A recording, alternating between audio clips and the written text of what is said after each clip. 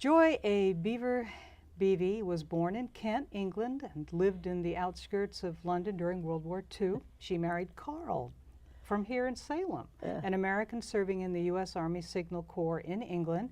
And at the end of the war, you emigrated back to Oregon in 1948.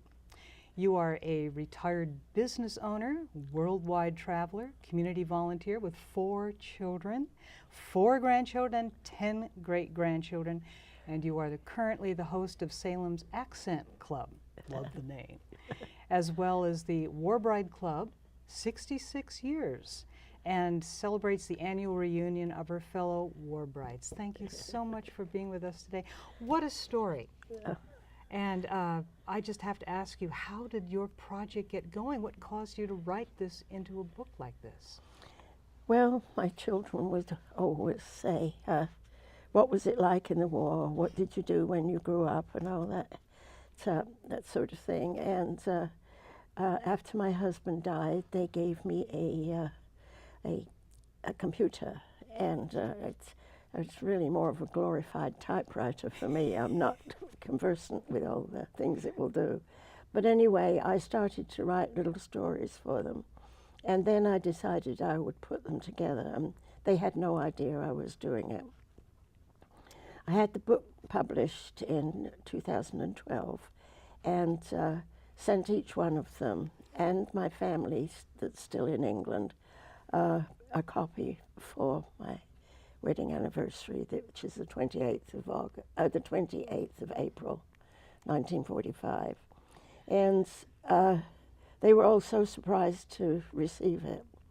And from there it has, it has made great strides. I'm sure your family sees you in an entirely new light now that you have put all of this, your entire large extended family. Well, it's been very, very good for me because I've often regretted that I didn't become a scientist.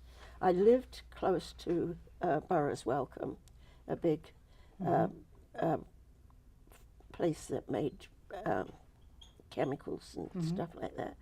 And that was my dream. But as I said, my father died during the war, and so my mother was widowed and had me and 2 smaller sons to look after. So I just never could go. I went to work for an income tax office so that I could not be, I would not be conscripted, because women were called up during World War II. And if you didn't have a job that they thought was good for the war, then you, they called you up for the army.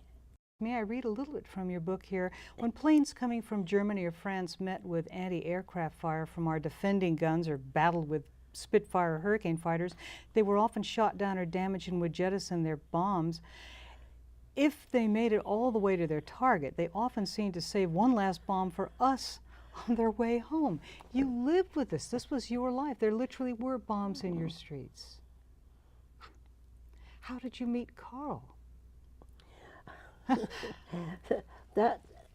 We had a dance hall, and I wasn't allowed to go there until I was 18. My mother's choice, not mine. But anyway, a lot of the men from a group that was stationed near my house would go to the dance hall. And one evening, the men came in and they had another man with them that I'd never seen before. And they said, "We want to introduce you to this man. This is Carl," and that.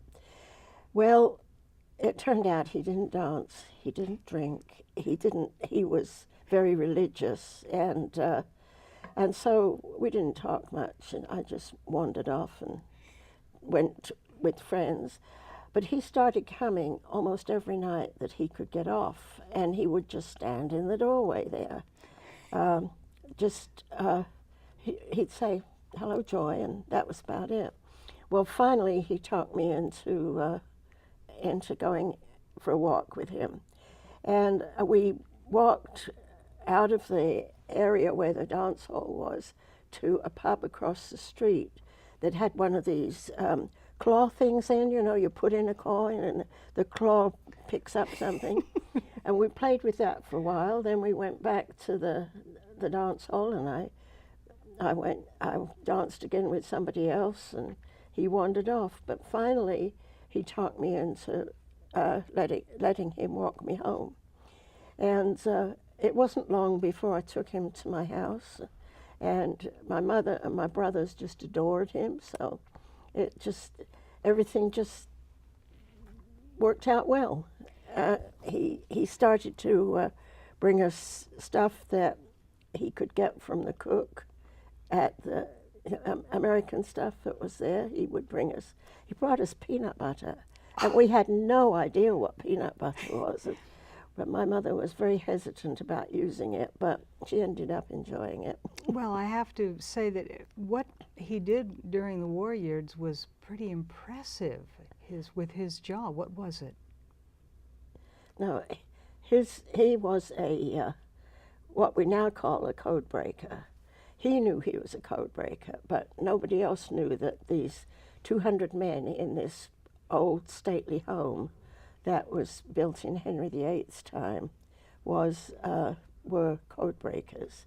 Fast forward, you and he married, and then you had a son, and then you came to the United States to live. What was that like for you, living? Well, it was very scary. I really did not want to come. I had a widowed mother. My father had died earlier in the war from results from the First World War. And she didn't want to be left alone, and I really didn't want to leave her alone, but I knew that I had to. Anyway, we got here safely. His parents, meanwhile, had moved back to El Dorado Springs in Missouri, and they wanted us to go there, but no, he said Salem was where he wanted to be. When you made your life in Salem, what made it easier to acclimate yourself? You became friends with people who were in your position. Yes, it wasn't very long before I met other war brides, and we formed a group that meets till this day, except we are now down to 3. It's the last few years have been hard because so many of them are passing on. I encourage everyone to pick up Snapshots of a War Bride's life and read it and relish the love story behind it, the terror that you write of so well, and the heartwarming family story that it also tells, and about that beautiful dress. It has its own story. Oh, yes, it does. The beautiful dress. Somebody decided that this old Tudor house in a place called Bexley should be a museum for the town, and when they started to make a museum, they found out that the Americans had been there during the war, 200 of them, just 200 men in there, and so they decided they would make a thing they called it Santa Fe. That was a code name that the group had. And so it's called the Santa Fe exhibit, and it's got all the soldiers' names that were there. It's got a lot of the machines, code breaking machines that they used, and it's got a lot of little personal things, and it has my wedding dress there. More information that people didn't know and don't know now and will know. Thank you so much for joining us today. Snapshots of a War Bride's Life, Joy A Beebe. Thank you for joining us today. Thank you for asking me.